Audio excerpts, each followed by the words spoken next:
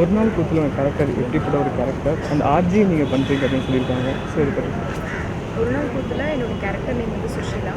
ஆர்ஜேவா நடிச்சிருக்கேன். இது பார்த்திங்கன்னா வந்து ஒரு காமான ஒரு கேர்ள். வாழ்க்கையில் எந்த முடிவு எடுத்தாலும் ரொம்ப தெளிவாக எடுக்கும். எந்த எந்த சுச்சுவேஷன்லையுமே அந்த மாதிரி ஒரு போல்டான ஒரு கேரக்டர். ஆனால் காமான ஒரு கேரக்டர். உங்கள் கூட வந்து இதில் ரமேஷ் நடிச்சிருக்காரு இல்லையா? ஸோ அவருக்கு வந்து பார்த்தீங்கன்னா மேக்ஸிமம் அவர் பண்ண படங்களில் வந்து அவருக்கு ஹீரோயின்ஸ் இருக்க மாட்டாங்க. ஒரு படத்தில் மட்டும்தான் இருந்தாங்கன்னு நினைக்கிறேன். பட் இதில் அவர் கூட இணைந்து நடிச்சது எப்படி இருந்தது? முதல்ல அவருக்கு ஒரு த்ரூ அவுட் மூவி ஒரு ஹீரோயினாக பண்ணியிருக்காங்க. ஸோ அது எப்படி இருக்குது? ஃபஸ்ட்டு ரொம்ப சந்தோஷமாக இருக்குது. ரமேஷ் வந்து பார்த்திங்கன்னா வந்து நிஜமாலே அவர் ஆர்ஜே அவர் கூட நடிக்கும்போது கொஞ்சம் பயந்தேன் நான். ஏன்னா ஆர்ஜே அவர் நிறைய ஸ்டுடியோக்குள்ளே நடக்கிற சீன்ஸ்லாம் நிறைய இருக்குது. ஸோ அவர் கூட நடிக்கும்போது கொஞ்சம் பயந்தேன். ஆனால் எனக்கு ட்ரைனிங்லாம் கொடுத்து கொஞ்சம் சரி பண்ணாங்க. அவர் கேரக்டர் வந்து யார் கூட நடிக்கிறோன்றது முக்கியம் கிடையாது. என்ன ரோல் அது எவ்வளோ ரிஜிஸ்டர் ஆகுது.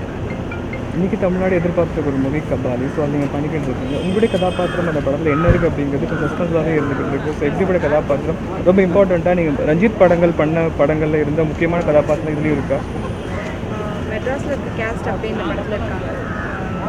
எல்லாருமே ரஜினி சார் படம் மோஸ்ட்லி முடிஞ்ச ரிலீஸ்க்காக டேட் நான் உங்களை மாதிரி நானும் வந்து எதிர்பார்த்துட்ருக்கேன். டீசர் ரிலீஸ் ஆனதுக்கப்புறம் இன்னும் அந்த ஹைப் வந்து ரொம்ப ஜாஸ்தியாகிடுச்சு. என்னோடய கேரக்டர் நேம் வந்து அதில் மீனா. இப்போ வரைக்கும் அதான் சொல்ல முடியும். ஸோ ரிவீல் பண்ண முடியாது. தேங்க்யூ.